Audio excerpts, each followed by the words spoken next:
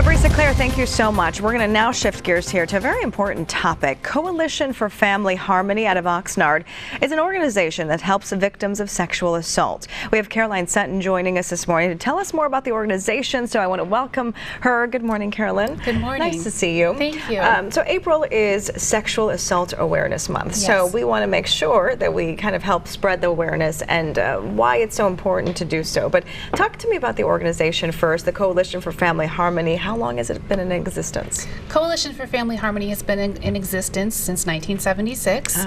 It was a grassroots organization, a nonprofit. We help victims of domestic violence and sexual assault. We have a shelter for women, men, and children, and we also have the only rape crisis center in Ventura County. Gotcha. And what services exactly do they offer?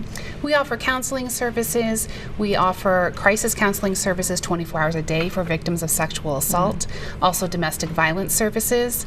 We have a wonderful education program for teen dating violence that we help in the school system, and we also offer an array of parenting classes and groups. So this is obviously a very sensitive topic for a lot of folks, and maybe some people might be afraid to kind of come forward if they've experienced such a thing. So how exactly do you find your clients, or how do your clients find you? Our clients most of the time find us through law enforcement, perhaps a medical center. We also receive walk-ins. Maybe they've Googled sexual assault, and they find us in Ventura County. But most of the time our clients do find us through law enforcement, or maybe a doctor or a teacher that they've spoken to.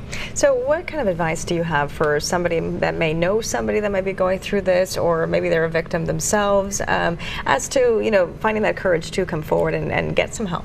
First of all, the first step in making the phone call is a wonderful step, and it's the hardest. But we just encourage people to find that help. Maybe it's a friend, maybe it's a family member to talk to, and to look for your local resources. They're always on the web, they're always in the yellow pages, and find that Rape Crisis Center or someone that's going to be able to talk to you. So with the Sexual Assault Awareness Month being promoted in April, why is this so important, and are there kind of activities and things that you guys do to kind of push this forward? Yes, Sexual Assault Awareness Month is important. It's every April of every year. It began in 2001, and it's a time for rape crisis centers for the community to really explain what we do, to offer services, to let victims know that there's help, that there's resources, and let the community and nation know that sexual assault does exist. What are some of the feedback that you're getting when people kind of come in there thinking, you know, is this really going to help me? Is this really going to be something that's beneficial?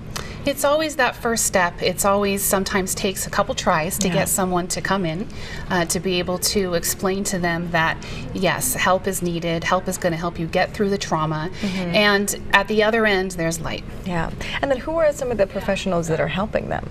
We at the Coalition have interns, MFT interns, those are marriage and family therapist interns and trainees, as well as licensed folk as well, that are able to help the victims, and we help them for free of cost. Wow.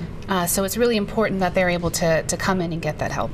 So talk to me about SB 967. This is something that may be beneficial for students and even for maybe colleges? Yes, so SB 967 is also known as the Affirmative Consent Bill, and this gives legislation and guidance to universities, administration, and also students to allow them to understand the definition of consent, what it means on college campuses. It allows students to know their responsibility and their rights, and what services are available to them should there be a sexual assault. So if folks are watching right now, they want to maybe write down a phone number or write down some information, how best is there to contact you? We can be contacted at our 800 number, and that's 800-300-2181.